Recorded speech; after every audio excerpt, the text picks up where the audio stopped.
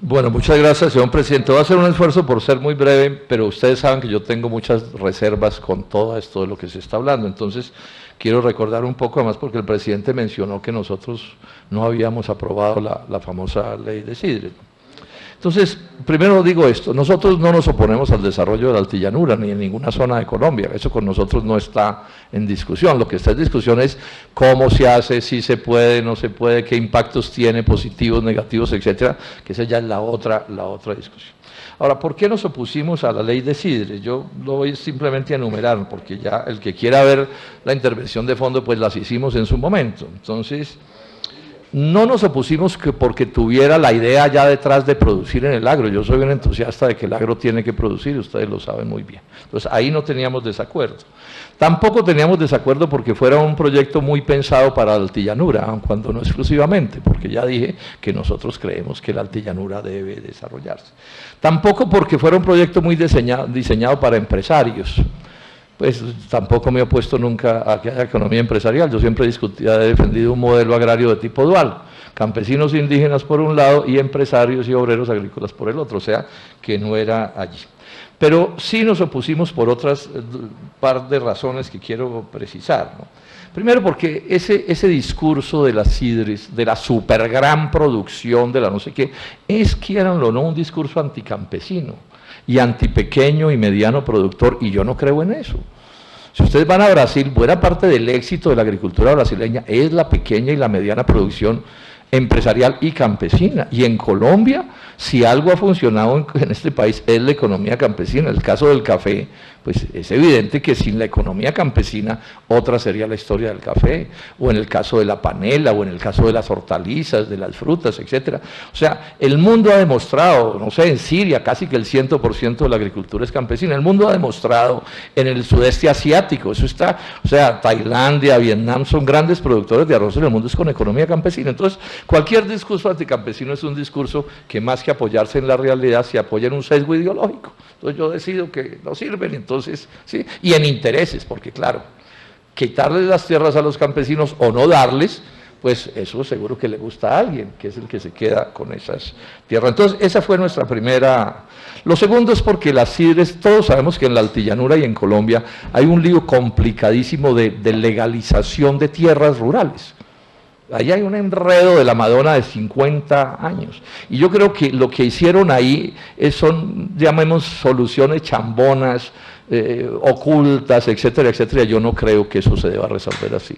Yo siempre he planteado desde mi debate sobre las hazañas de Urrutia, el embajador en Washington con el gobierno de Santos, que ese es un tema que el país tiene que enfrentar con las cartas sobre la mesa, cuál es la realidad. Y bueno, vamos a ver cómo va todo el mundo allí. Pero entonces que haya gente que con el cuento de los baldíos y la gran producción tiene, no sé, Cargill, para decir una cosa, tiene 70.000 hectáreas en los llanos orientales y no las cultiva, pues como debería cultivarse. Entonces ahí hay un debate que deberíamos hacer con rigor y de cara al país. O sea, hay una mala política de, entre comillas, legalización de tierras. Y también, y es a lo que me voy a dedicar en este momento, voy a dejarlo otro simplemente planteado, es si es verdad que en la altillanura se puede producir tan fácil como se dice. O sea, que con solo aumentar la escala de la producción quedó resuelto el problema. Yo tengo mis reservas técnicas y tengo otra reserva también económica. Es que para poder producir en la altillanura se necesitan unos subsidios del Estado absolutamente astronómicos. Entonces ahí aparece una discusión.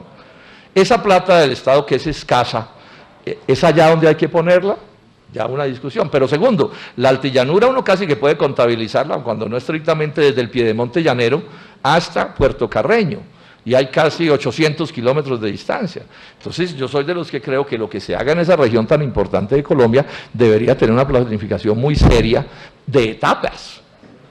Sí, pero empezar uno por el lado de allá, ¿sí? O a la mitad del lado de allá, ¿sí? Y cuando estamos hablando de distancias enormes, ahí hay también todo un debate. Ahora, nos opusimos también a ese proyecto por otra razón, porque quien oiga al ministro pensará que en Colombia no hay desarrollo agrario, o nos está yendo tan mal por el desarrollo agrario, porque no hay tierras en Colombia. Y que entonces hay que irse a la altillanura, al sitio más difícil de Colombia y más lejano, porque son las únicas tierras que hay, y eso no es cierto. Es falso. Este país está lleno de tierras de alta calidad agrícola, relativamente fáciles de poner a producir. Todo el departamento de Córdoba, para poner un solo ejemplo, ¿sí? Todo el Valle del Magdalena, las tierras de la sabana de Bogotá, lo que queda, etcétera, etcétera. O sea que no es cierto que la salida a la crisis agraria, que es inmensa porque estamos importando 13 millones de toneladas, se va a resolver produciendo allá. Eso es una falacia. Y está metida, digamos, allí como un poco de contrabando en el asunto. Enfatizo el tema del desarrollo por etapas. Yo conozco bastante bien esa región del país. Son muchas las veces que he estado, desde que era un muchacho. Entonces, cuando a mí me dicen, yo les voy a dar unas distancias para que ustedes se sorprendan cómo es este lío de las distancias ahí. Comparándolas con Buenaventura, Bogotá. O sea, cuando aquí se hizo la apertura, el país decidió competir con el comercio internacional agrícola. Resulta que el transporte por mar es un transporte cuyos costos a nivel de kilo, por ejemplo, casi que son despreciables. Eso es baratísimo. En cambio, el transporte terrestre es supremamente caro. Entonces, miren el lío que tenemos. Bogotá, que es el mercado clave de Colombia. Buenaventura, Bogotá, 500 hectáreas. Perdón, 500 kilómetros, ¿sí? Puerto Carreño, Bogotá, que nos hablan de desarrollar a Puerto Carreño, que es en la frontera con Venezuela, 962 kilómetros. Y si vamos mirando, para poner otro caso, por ejemplo, Santa Rosalía, 500 kilómetros de Bogotá, por unas trochas que son absolutamente intransitables. Entonces, ahí hay un problema de competitividad. Yo le pregunté a un dirigente de FENAVI, que son los de los pollos, que importan prácticamente todas sus materias primas para sus concentrados. ¿Y ustedes por qué no están produciendo en la altillanura? ¿Y saben qué me dijo el dirigente de FENAVI? Porque no es rentable, senador. Porque a mí me interesaría mucho que pudiéramos, en vez de importar el grano de los pollos del consumo, lo produjéramos en Colombia. Entonces le hago la pregunta específica. Le pregunté a un gran cultivador de árboles de la costa norte de Colombia, ¿por qué no estaban en la altillanura sembrando árboles? Me dijo, porque no es rentable. Y miren la cifra matemática que me dio. Para que este tipo de árbol que nosotros sembramos sea rentable, no puede estar a más de 150 kilómetros del mar. ¿Cierto? Y resulta que la altillanura al mar tiene, no sé, 2.000 kilómetros, 2.500 kilómetros, unas cosas así. Entonces, con esto yo no digo que no se desarrolle, pero lo que digo es que la realidad es esta, y no hay que calentarle el odio a la gente. He conocido gente que se ha arruinado en la altillanura porque se le echaron el cuento de que eso allá era mamey, y resulta que eso allá es complicadísimo. Ya les hablé del tema de las distancias, hablemos un tema, el problema de las calidades de los suelos y del agua. Esa es una zona que tiene unos inviernos que pueden ser muy destructivos y unos veranos que ni se diga. Y agricultura o ganadería y lluvias van juntas, o agua mejor, para que facilitemos las cosas. La calidad del suelo ya se mencionó aquí. Esos son unos suelos complicadísimos. O sea, las cuentas son estas. Nos han mencionado mucho, entre 7 y 10 millones para adecuar una hectárea de pesos. Pero me dieron este dato, ministro, que Bioenergy, que ese es un proyecto ultra subsidiado por el Estado, a 20 millones de pesos la adecuación de las hectáreas, por una hectárea. Y ojo, con un problema que me lo explicaron los de estábamos con la senadora Marisa, allá en Carimaga nos lo explicaron los de Corpoica. Ese fenómeno de arreglar el suelo con cal y otras cosas, que vale toda esta plata, tiene una dificultad que es extrema, que es que tiene un fenómeno de resiliencia. ¿Eso qué quiere decir? Que usted lo arregla, pero no es para toda la vida que le queda arreglado el suelo, sino que usted lo tiene que seguir arreglando cada determinado número de años. Entonces estamos hablando de que hacer agricultura ahí no es tan fácil. El primer empresario que hizo agricultura en grande en esas regiones me hizo esta explicación, me dijo, mire senador, en esa zona de Colombia algún día va a haber un desarrollo agropecuario inmenso, lo que no sabemos es cuándo, porque hay un problema tecnológico extremadamente complejo de resolver, ¿sí? Entonces, aquí yo tengo mi discusión. Entonces cuando yo oigo al ministro, no, que es que entonces en tal parte que arroz, no, el arroz se está quebrando, ministro, y usted lo sabe. No el de por allá, el de por aquí, se está quebrando, porque no puede competir con las importaciones de arroz. La palma, el día en que a Colombia la abran con Malasia y con Indonesia, y eso en la política en que están, va a suceder, quiebran a la palma. Hoy existe palma en Colombia porque el Estado la ultra protege. Bueno, miren ustedes el caso de Bioenergy. Entonces, eso fue una cosa ultra subsidiada por el Estado, y ahora los gringos nos inundaron de alcohol carburante y esta empresa está sobreviviendo de milagro.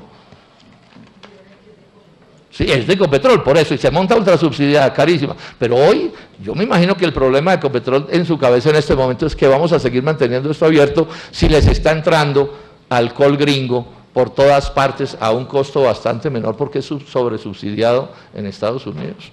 Miren ustedes las dificultades en las que estamos. Entonces, yo simplemente termino diciendo esto. No me opongo al desarrollo de la altillanura, anoto su inmensa complejidad, no creo que la solución a eso sean las super recontra inmensas empresas, eso puede ser una parte importante del asunto, no creo que pueda ser sacando a la gente de Villavicencio y de Yopal y de todas partes, ese cuento de los nuevos llaneros, y los nuevos llaneros son los cacaotis, no, eso no es democrático. O sea, aquí tenemos que ver cómo hacemos una agricultura donde quepan los grandísimos, claro, pero ¿y dónde están los pequeños y los medianos, campesinos y empresarios? Eso es lo que yo no veo. Ahora, ya es un hecho que esa sidres de Puerto López se montó 170.000 hectáreas. Ustedes saben lo que es desarrollar 170.000 hectáreas. Y no hay vías, pero es que no hay vía ni para ir a Villavicencio. Yo acabo de estar la semana pasada en Villavicencio y no hay carretera. Yo no sé cómo están haciendo estos de los cerdos.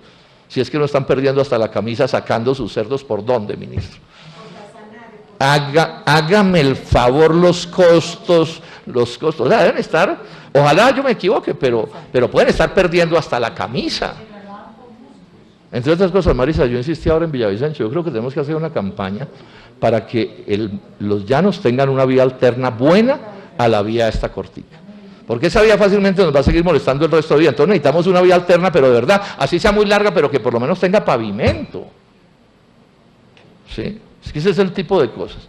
Y insisto en este otro último asunto, el lío de los recursos. Yo quiero mucho al llano, he ido muchísimo, tengo grandes afectos allá. Pero aquí tenemos un lío que hay que mirar. Los recursos para el agro son escasísimos. Entonces yo creo que hay una cosa como de sentido común, es cómo nos rinden más. Entonces yo diría, de entrada, lo que nos quede más fácil, ¿sí? Y donde haya más posibilidades de tener rentabilidades. Entonces, por ejemplo, yo oigo a gente entusiasta, son muy queridos y muy entusiastas, es que vamos a construir un ferrocarril de Buenaventura como hasta Puerto Carreño. Háganme el favor. Ferrocarril que tiene que pasar 3 cordilleras. Que vamos a sacar los cultivos de los llanos orientales por la Venezuela de Maduro, en barco, por el río Meta hasta el Orinoco, pero estas cosas, eso es muy bonito y yo creo que eso hay que tenerlo en la cabeza y algún día lo vamos a hacer, pero estamos bien lejos de ese día y mientras tanto nos están inundando de productos agrícolas que nos están arruinando aquí en la Sabana de Bogotá, en Montería, en Ibagué y en todas partes. Entonces ahí yo tengo una discusión grande montada al respecto, que hay que mirar con toda delicadeza, con todo cariño por los llaneros, con todo el respaldo de los llaneros y todo, pero aquí hay una cosa de conjunto que tenemos que mirar, porque eso allá puedes... bueno, y digo una última cosa y me excusan que me largue un tris. Este cuento de los llanos como el paraíso y como que Colombia va a salir del subdesarrollo y vamos a ser una potencia agrícola que dominará el mundo, y a mí eso me gustan, esos cuentos suenan muy bonitos. Sí, tiene un secreto detrás, el verdadero y único negocio, tal vez exceptuando lo de la facenda y otros 2 o 3 pedacitos. El verdadero negocio que hay en los llanos desde hace mucho rato es un negocio de valorización del suelo, de comprar tierras baratas o relativamente baratas para revender más caras. Eso no es ilícito, pero así no se desarrollan los países. O sea, la SAC un día nos dijo que en Puerto Gaitán en los últimos 10 años había valorizaciones del 3.000% en la tierra, 3.000%, 300% anual. Claro, se ganan toda la plata del mundo, pero no es un negocio agrícola, es un negocio inmobiliario y se pierde. Yo hablé una vez con los de la Facenda y les pregunté, ¿ustedes por qué se fueron para allá y por qué no hicieron eso? Ellos son santanderianos, el origen. ¿Por qué no hicieron eso en el Magdalena? Ahí al lado de Bucaramanga. Entonces me dieron esta explicación, me dijeron, no, es que allá la tierra es muy barata. Bueno, pero eso fue desde hace 20 o 30 años. O sea, esa tierra cada vez está más cara, o sea que es más difícil cada vez sacar la rentabilidad. ¿Sí? ¿Por qué? Porque si usted tiene que comprar ya no tierra a 20.000 pesos de hectáreas, no sé, a 100.000, a los precios bajísimos, sino que usted ya está pagando tierras, doctor Mejía, a precios de hoy, pues entonces el negocio todavía se le complica más. Termino diciendo eso, no me opongo a que se desarrolle esa zona, etcétera, etcétera, pero anoto estas realidades, que son las realidades con las que el Estado tiene que tomar sus decisiones. Gracias, señor presidente.